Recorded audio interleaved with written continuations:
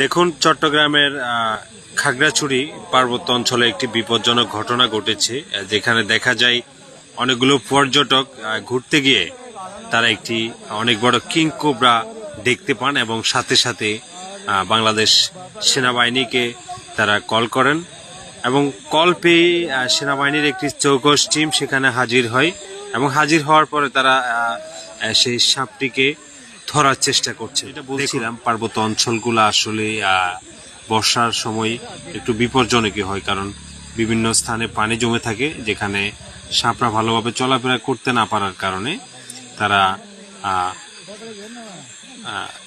লোকারণ্যে চলে আসে, যেখানে মানুষজন বসবাস করে, মানুষের বসতির স্থাপনে তারা চলে আসে। তো দেখুন এই সাপটি কত বিশাল এবং এটা কতটা বিপজ্জনক ছিল।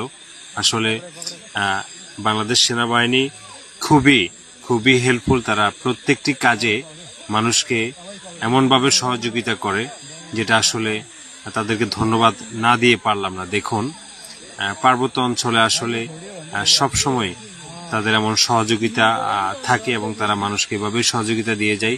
দেখুন, বাংলাদেশ সেনাবাহিনীর পাশাপাশি একজন উপজাতি ভাইও আছে, যিনি সাপটি ধরার জন্য সহযোগিতা করছেন। দেখুন কত মোটা একটি সাপ, এটা হচ্ছে কিং কোবরা। দেখুন কত শক্তিশালী এই সাপটি।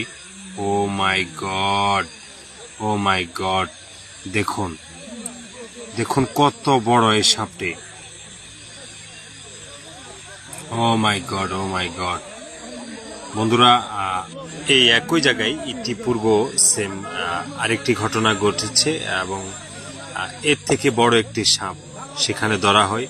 একবার ভাবুন তো, এই সাপটি যদি আপনার সামনে পড়তো তাহলে আপনি কি করতেন? চিন্তা করুন, এমন সাপের হাত থেকে আসলে বেঁচে ফেরাটাও খুবই মুশকিল।